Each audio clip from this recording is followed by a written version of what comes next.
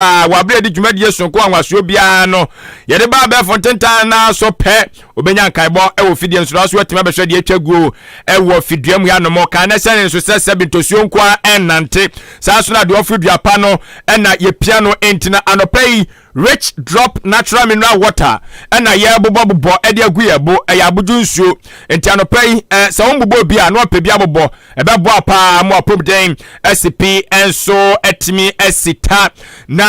anopai adishimama okenkani me adwen pa hene kofi mensa adwene papa na papa endi wanim kan afei wasum ensam ne mu enkyere mu sade tie na asibi fata mede bo awram ade amawo Ahenkan FM yes ensam no ase ade amawo na enei no yes ase ade afri emayem mrahye bedwafie na wamrahye bedwafie no bodwa wonoma edom ketwa no wamo ano ba no dani eye Dr. Keso Ato Forsen opanyini di nsembebre na ana chese ede atu edwa na asem no ekase na nia bre papa enye anibre ketwa na nsem nyina wode etudwa ekirem ese anano efiada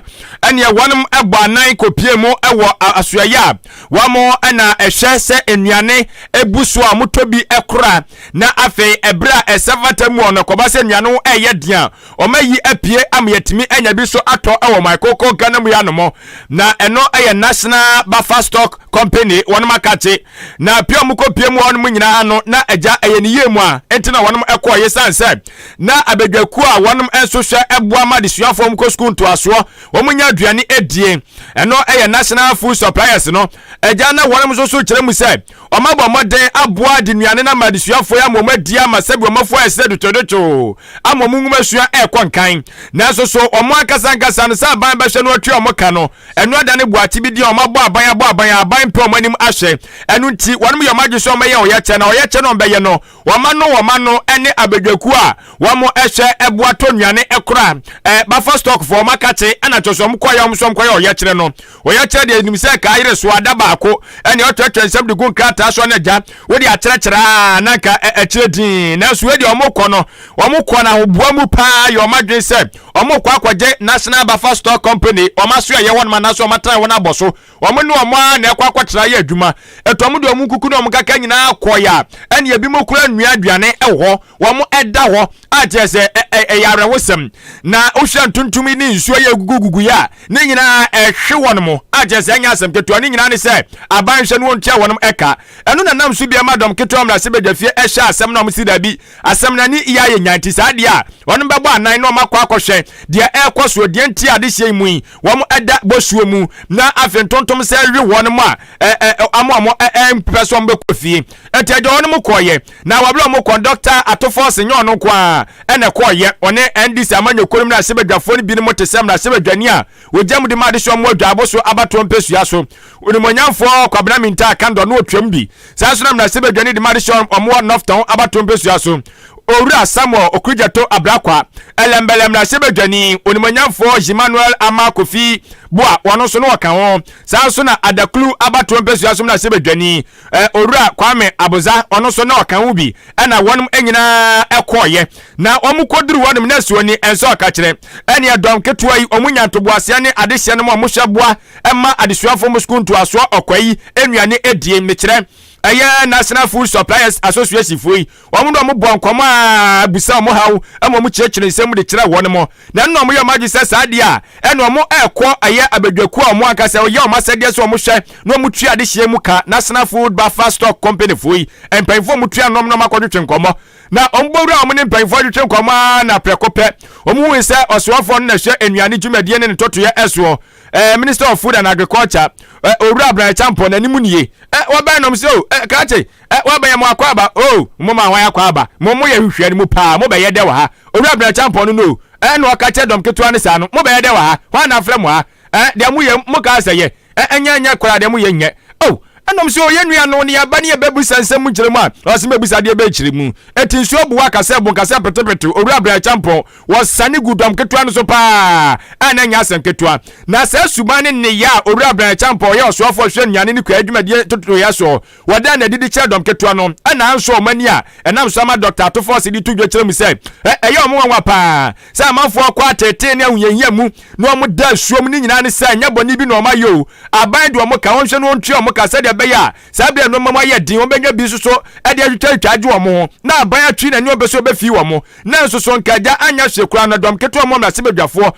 omo dwumadie ne so mbehwe no maboa ama ja bi asem bi ba ya hye ne asiesie na omo kwakopa asem bi fama sibre na omo koduru wone mo no afi osofo hwe nuane kwa adwumadie so wano omo de yantam so no wose entwa yi no no de ne wura ho pa oye bafa stop won sika oyede wode ma ho no sebe omba nti sika no mba nti wa ma ibinom wa ma ho kyere kakra ba ma wa ba de wo be picket wa ha de aba no ntua ho nkaw ye te da ma asem kasa ye de yenu ababebu hu first hand information today ama Tuesday se ministers abasini na wo ba parliament yenya asem papa o sefata ye de bisa ho aman buze onye aba no te do no koti no obuman there are times our opposition no so o role to play to ensure this abanan ori ye bibia wetum ya aboa ma aba no waye nti ba ye ba ha no ye pede ye tifi won chen na yehu what exactly the problem is mudin adanse de ye ba no ye chia honala ye mbisa hona asema ansana we went straight inside the impanyimfu na wo ho no at least ye nkonko chia honde ya aba ne yemfa ya asem ntu wanyim ne wo hu sentra ye wo ansa na enyim ebedi nkomo because ye pa hon wo ho na enyim ebedi nkomo straight out obi we chiri kra obdi adwene bon betai da ye pede ye na chiri ye mpotai osi ye nwa do ye krope just to find out what role aben kwan papa bi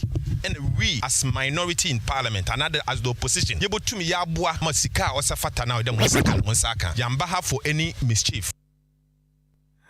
Ghana adishimama ene awiti ye eye emrasebedwani a wono ana akwa mrasebedwam so adwam ketua no wo hwe na wotua wonum ano hwe toto nneoma eboa se bibia betimi akwa kama totede ama wonemo owura Dr. Keso ato forcing ana adishimama ene ajeze otenenka na nani enso abrepa chemsaja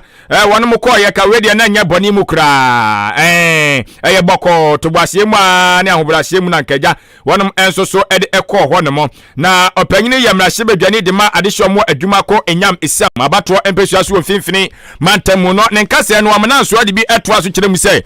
wo mu saade se o man no emu ayeden enoma enkoye obia ho kyere no titru aban obrepa na so odidi ye se enoma bi wo honom ne tutua bi wo honom aka aban betimi aye aboa ma adihye no akyere wonom a enkoba mpo se agya wonom aban ma omadwuma so wonom nya na sebi kafra chobosome so a wom se betimi anya kakra de aboa ma no so twede na so so no enei ni nyina wo mo enwo kyere wonom no wacha se aban ne aduto no ma ye ntakasafo nya ka aban betimi twetwe wo mo kan kakra eti wasra pa se aban hwe na won hwe ekwan ba fa so betimi aboa na de hye no ma sabio wofo no madwuma abosome so a wo mo hwe anim so benya kakra de atom kotokuo mo no won hwe se eso betimi ne saba pepe e de ama wonom esansa ahomete se ade hye no mi okona sade sabio wo mo de da monten so sade kafra cho omuni hwasofo bia wo se ahomete pa no no de eye na abrego enti aban hwe na animanimu ya no keka nneoma ensiani Omede omana ye wom sisia ye na economy no onkoye papa nanso ye wo bibia in difficult situation kra na ye preserve for friend social protection on ye bit there eduma amoye or social neta or de ye nyis kakra mpo no ye secure bibi to ho na ye protect ho na ye de one cow be 100,000 you have 200,000 be 300,000 akase ne de botum ye dife na nketenkete na sebe anhwe ne ye ya oda asembaba no obeya hometo ya na ye pede ye we are here to ensure there at least sahana mo bedampo a wa mo baby a wo safata da oda moda even though there mo ha mo picketing ehu be hia there se oda aba na ohwe ho na wo mo hodziba ne mpom wodza wo benya baby edi na baby a sebe se tent mpo na wo bobbo ama wo mbeda asa minister of agriculture waba ombo tent ma hon na wanda ase copment timer mo nsaka mo nsikan nti ona nti na ye be nti wedi aja opanyini a wote ne kan wono eye dom ketu amra sebedwafie anoba no dani Dr. Keso Atoforsen eja wonum kopie mo ewo National Food Buffer Store Company wonum akache adehia no ma ne omuchemu se omaboa hwe amadisuafo mkosku ntuaso okwa anya aduane adia momofo etotwetwe aya kama from amadisua ekonkan aban peso betua omoka eno no mososo omasesa wo mo nneoma mukuku no omkaka nyina akwatena eye aban no adwumaye aso ayese omohua nim se aba betua wonum ka ene se dom keto an ko omoso kwa chekere omure kire omo se o munya tobase Ghana ne dia ye din bate o de bibia mu ono se wahu bia be ko fan ti atofo se no ana wo chekere omure a adesimama enumu ensem enso enono anopa boso Ahenkan Kasiebo asugusu awu etie wo number 1 account radio station Ahenkan 93.3 FM so no ye de wo konsem foforo enso emu a eno eye ensem twerefo ye ne agase yaduma yegusu a ye die ene ensem no ekase opanyini kwankyerefo no na etua Media Foundation for West Africa eye owura Sulemana Brahma semino kase nani abre papa na wo kyerem ese empempen se wo hwe sede enoma sibi ekone nsemtwerefo sede omusimi edu onum adwumadi a wo kyese nsemtwerefo binim adwumanyamia nim nokure obonsamatiko pode hye wonum nie wo kyese emmoa emma nsemtweredwan enkonkan emmoa emma mfasode a o my konkro Ghana hwe anim se obenya no onya ne sa na yade se no soso ha twere pa edie tu no pagini ekasa azemwe wo kyerem ese wonum ade omani adi nsemtwerefo adwuma eye echipa ahwe sede enoma sibi ekọ na so wo hwe sede pempen yi gansam twadwuma no babiade nani ekire na eye yesa nipa dodo na no anaso wonum mo edi dwumade wonsam twadwuma ni mu no dodo na de atoro ede atachirema ede ababa fremu a ama sebe mpedu asabatakalenti yenwu kamu papa wo mo no se sa nioma no se yahwe ne yemfriase ne yentuase ne yetwa so sensene so a eyedua befefe enya ye ne betu ne se hu ama yehwe ade ya pri ho wose na badwakuo yi wonum ehyeda eboapa eyi eye bos afi emu adisi wonum a eno eye afi mpino ne aduo no bosome ana no eye dwun bosome no emu jo 2020 edi womani din samtwafo ya dwuma ya chia besi eye afi mpino ne aduo no ebaako me bosome no ensoso emu me 2021 mu ehye sede samtwadwuma no esibi eko na we no okyerem se enkabupuni mantamu omuyi kasafidie maako edu edisi wonum a na kasa hodo ne yeka wo so ebi ka brofo ebi ka akandie ebi so eka akuapem ene de agegageka ho a ene omdo omani du omudwumadie no achi nomdo mani di achi no do mu ni yenie omu nu se ebi mo sabi omo ni ye ni suban bi omo eda na die no ensem fata eno omo kekadi si ani nkoa no no ma hu se suban boni bi a ensem twefo ni bi ada na di nkoa no si ye kenkan a ba se mako empemba ko ahanson aduonum enan 1754 suban bia sabi mpredua so ene hyehyeye anase ennioma ebonsam twadwuma no no ebo abra entayade ba ko bia wo kyerem se ha dwene pa a wodwene ho so a wonte ase na wo kyerem se sa ennioma ya ekokọ kwasu esu no omdo omani di akyerem se sa kasafidie dodo na so omdo omani di akye no na ye amanyofo wanum kasafidie akoto na kyese omo dan sa suban no na wo kyese babia Ghana ya duroi no na se ene samtwadwuma no so ye ba bedana na manwosam edia wo kyem se na Ghana na kasankasa se bi yegina bia no wo hene esan se wu se amanwoni abia ne kasafidie pe na kyese agenda 1 agenda 2 ba besu wo so osore anopa na se bio wode wono nyonko samtwani bia wono so edi ne twumadi obabi no de na sikasafidie ba akoso ne wo twana da pa horo no adai ya kasafidie na ya bia dia ma no amanyoko ni bi dia na sa amanyoko ni so samtwani bia koka no wasem eno obetwa na da pa bubu na kutia eda suba 4 tantan adi ewo kasafidie ni so a wo kyem se ha dwene bebre eto no de ohunu se pempei ensamtwadwuma no ba bia di ani akyere na ye kɔ no se yanhwɛ ni yie na kyese ye kɔso akɔ ni se ya ene yenka hunu se ye boa ama Ghana sebe mpredua asa akɔhyɛ aforo mu se twɔn na kɔba ni sanso so ada kyinkyirima wo mo bɔso bo na obia nim sense mtwerɛfoɔ de adwuma ne se yɛbɛboa ne yakasa matimamufoɔ ama wɔn mo so ɛho atimi ahehia wɔn mo eti akɔba sense mtwerɛ adwuma no sɛbe mpɛdu asakafracho sɛ ebegigya ɛdea na kyɛse yɛhunu sɛ Ghana gyina bia no ɛyade sɛ no so ɛne yɛde ɛgora topre no ɛno nti wɔno deɛ wɔde afutu sɛm kakra de apitoɔ ɛsrɛ paa sɛ wɔse yɛhwɛ titiri kasa video yɛ amanyɔfoɔ no ɛdea no ɛwɔ sɛ mpanyinfoɔ hwɛ no mu di ɔmani di akyerɛ mu ɔmu hunu sɛ yɛwɔ nhyehyɛeɛ ɛbɔ nsɛmtwerɛ adwuma no ɛho ɛban ɛde sɛ wontimi ɛnni saa nhyehyɛeɛ no so antampa so ɔti dɔ na wɔagya adwuma no de atoɔ ɛne yɛbɛmbie kasa video no koraa wobɛbie na akɔkɔfoɔ bi abɛtena so na wɔbɛyɛ nneɛma bi a ɛnsɛm fata mu nsɛmtwerɛ adwuma no ɛnkɔ nkan deɛ na neɛ ka mammie owura Sulemana Blaima ɛnsɛm no ɛni.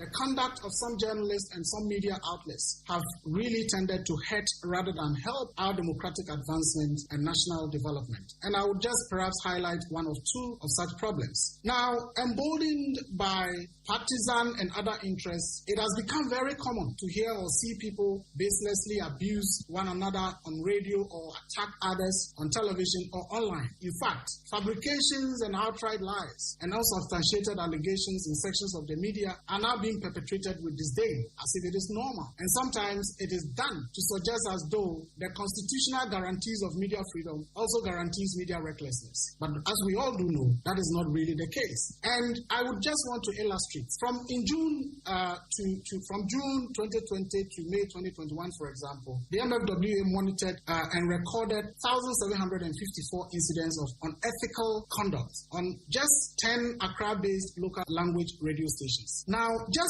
3 of those stations, 3 out of the 10, accounted for 83.4%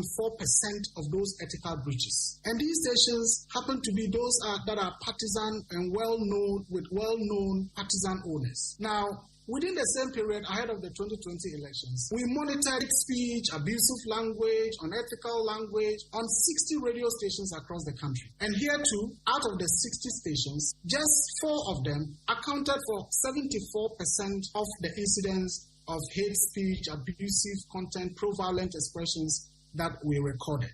Ahenkan FM. Abusiafo ene aetwagu ye ewo wasumwe oyo panyini a eba no eye nsɛmtwerɛ adwuma yi mu a waben awedere akwadere wɔ mu na wɔno kora so eyo panyini kwankyerɛfo no Netria Media Foundation for West Africa ano owura Sulemana Blaima ana adehimama wɔno so wate ne no nyina no ɛfa nsɛmtwerɛ adwuma no pempei baabi ade nani ɛkyerɛ sɛ gyina baabi pa sɛ ɛboa maga na ɛkɔ nanim ɛkɔ nachi ana sɛ kora na ɛboa eba no kama meka bi amamuo mu a ɛno ɛna ɔpanyini akyerɛkyerɛm sɛ sisia ne deɛ baabi ɛno ma se bi ɛkɔ no sɛ mpanyinfo amfiraseɛ na wɔno manka sɛ ɔmu kyiri ho ne yɛntrentre nsɛmtwerɛ adwuma na yɛnim na yɛ ho so no na kyerɛ sɛ sɛbsɛbe mpraduasa ɔmaboa ma ɔma na se abɔsɛ to ajese nya asem ketwa enti wa kyerɛkyerɛ ni nyina ensu mu na ma yenkɔ yanim ɛwɔ nsɛm foforɔ enso emu a na ɛyɛ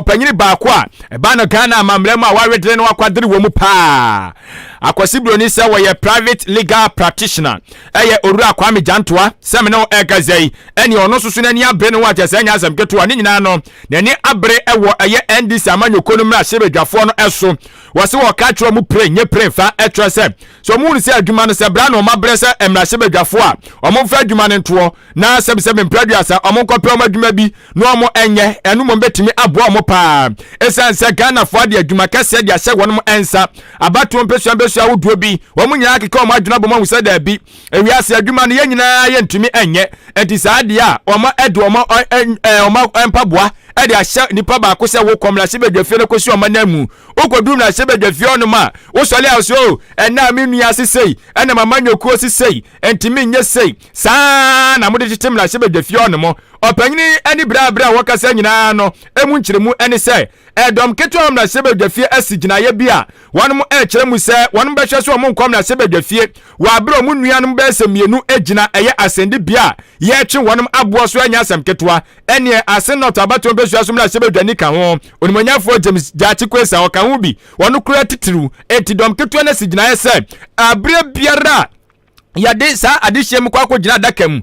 se doctor atofo se kran so no so kan won so na asem so wo asende bia saa eto mo kire mu se ebre bia sa mpanfo mienu yi asende bia beto onom sa ede afra wonom se wo momra me gina daka mu no sa da nya de so momra hye badwafo mo eka dom ketwa no won no wo me komra hye badwa mu akwakọ di dwumade di aboa ama oman no so ensusu ye ne ne trimupo ene ne nkan ko betimi akoso na no enamranim ni owura kwa me janto de to dwa kire mu se sa dom ketwa sisa gina ye ya wono mo enya adwene ba kumpo esei esanse Ghana fo na asoma wono mo enya amanyokuo no ena soma mo amra se badwafi o mo fa hye mo tirim sa esa amanyokuo ne de wo honom se omo nam amanyokuo ne din mu ena ko amra se badwafi na so mo hunu se eye Ghana fo binom ena wono makeka o mo tira bom o mo de o mo tumi e de ama o mo so mo kosi o mo anamonti amanyokuo ne de eya ahyansude bi keke ena bata wono mo na mom dwumadie na nkasa no nipa odo wono mo ko ho o mo nkan hunu se Ghana for etakoba se Ghana for ka kiro se koye se de mayen na wo de wo se o me nkonkoye ne sa me kwakoye de beboa me nua ewa hunyanya muteme kwakoboa no na Ghana for nipa do duai obi mpesu aso nipa be se over 2000 ene de akeka ho na waja won mu nyina ha no de ato de kwakodi nipa ba kofo ekide a onimonyamfo anase mranim ni owura kwame jantoa kire mu se na chese eyamra hyebadwafo a omo eka dom ketwa no won no omo ne adehye no mu binom no ani ne yie enu nti osra wonom ese enkabe ya sa gida sidie no wonom entwensan na so mbekọ so age ne san so ede a enu mu hunu se adwuma na ebia mrasebedwafie adwuma na afono wonom omo fanto na enya nto a enya ntua Ghana fo na no enwu kwa mefa so mbetoto onom enioma. Decisions that have been made, so they should find a much way of doing it. They have parted, couldn't be made to suffer. They're important businesses. They haven't even. They are grave issues that we need to deal with. So I'm not, unfortunately, I am not in favor. Parliament is there for the people. If you decide that you want to go and support your colleague, resign from Parliament and go and support him, but not at the expense of the people. Period. Tia. Asopa we nchasem tie okaya na wafa enti se hunu se onua na wo de obesu no wo mrahye badwafie wote se onua waka na waduro na wagya de hye no mu wenyum nyina ni padodo nyina ha de ato wono ma achimoda ni padodo ato abade ma onimonyamfo akosi akwa na akosi akwa nyame adom o mrahye badwafie onimonyamfo no wagya na adwuma de ato so yesim na sebedwani o wasane man so across oluwa ne wa kantime kwa akoti ono na asem koboa no ne wagya odafo nyina ha odi ato sisa de na onimonyamfo akosi akwaka wanye ne ye kra o wono so kra de onye sada ti adom ketua no suban o moda na die no na ma ye ho mfato wode ama wo no ti na ma emranim ni owura eye kwame jantoa na ni abra abre no mo piafo na ma memfa da ema aboafo rich drop natural mineral water eya abudunsuo enoa na ne obia kanfo obia ji atum se yensu papa wunya bi ebubo edigo oboa ebeboa wo papa ma no matimi akonkan da bia meka kire wo se obese wo pomden esipi esita ka na se ne so sa pomden nimdefo no de atodwo akire mu sa no pa bia sori a anya hwe kura no ensuo ka poma ba ko bogu ubo aboa samfre wo yam ema yam da wonum pa ti ensuo na wo nom no so no hwe se ehwo te emute se de be ya enkofa yare fufuo bi afamre wo enoa ene rich drop natural mineral water eno ene wasa no pay ohwe na abobɔ bie na rich drop natural mineral water eye rich drop enterprise for eno wonum akofa ede aba na weni a packaging kama se enya asem keto akora na ka ne se ne so ese ensuo yi eye ade se abadwaku amo ana hwe eye enuane ni nuane nuro a ye diko nipaduam de ye nipadua no ani eye ni nyina no womdo mo sa hyase atiase sampa ensuo ani da wonom eye krogen mekire food and drug authority for womdo mo sa ahyase ensuo se opebia babia wubutu bia no oto ye nkra ye de bi ebebrew babi bia wo hye bia tokuro bia ne bo bia mu na mom ebia na wankasa ba se oba ya so ye ho na wankasa obetum duduo mu eno no sa odwani ebekire mu achim aboabo Peace Town wo wankra puni mantema na se fifini mantemu a eya kaso CP ewa na wadaroma wodwani ebekire mu kwa adodo bia opebia no sabetimi aka opese woni adinkita ho ewo adwumadie eho a na wafrɛ yo franko ntabudie eso 0241 666508 0241 666508 and 0555 25 0872 0555 na afei no watimi ene empanfo edin komo kama afei ma memfa unko eye obi amansoi ne nkɔ wie kasebo no enso so ewo honum medewo ekɔ eye United States of America USA minor enso so emu na US de ka enim se honum de se de abrofo matoto mo nyoma bibia kokɔ so wano de a man bia epese komu benya nanka wo man ayete se honum no ekomu de komu ni hawo titru pa ne se Ghana yesi nsu atɔ enra okɔhwɛ hohoi ene framantam ba bia se de nsu de noma ekɔ na wo ahimfie kura nsu atime bubu ne ade a Ghana fo bi ne mu kyerem se twampan fada paasa si we your my cheki o my ensuo petepete kwa na yiri na fa yi na se ukọ eye US man mu so omoso ensuo ya gugugui de wonom enama ohaw ne ateti mu pages enya asem getoa na no enam so ama eye abedweko mo ehwe ewiem sa kire dwumade ntoto eso National Weather Service omo ewo US man mu abo adehye mo a wonom ewo eye north of New York man no emu ekokọ ene Rock City mu omabo Rockland mu omabo mu nyina kokọ se omo mani na osa abo wo sanse so na gugugu no yade se de haw kakra ne atorenchem kakra de bre oman na enunti se woye odehye ewo kuro no na se woye temamuni ewo man ni mu a no aya ahweye se upie na nsuo no kana nim si so pe no aya runaway tempa so wape baby na wakwachoke wanko na sanse wo chese nsuo egugu no enam so ama anipa baako sabi watoa nanan wonse do nsuo na hwenase de afa gatemu a sam no kase watoa nam wonse do tianunti wo to adehye no nyina afo ese wonom anya hweye sanse se de nsuo na ni wo fam no de haw kakra enso de ebre wonom ti US man no omo so ebre ensu yiri no se bi ne nam wonom a nye yenko a ne ebre wo Ghana ha enso omo de ndie ye Ghana nipa omo de nipa ba ko na ebewu wo de ye die yenko chekin asantemantam ana no yesi nipa nso na watwimo nipa nso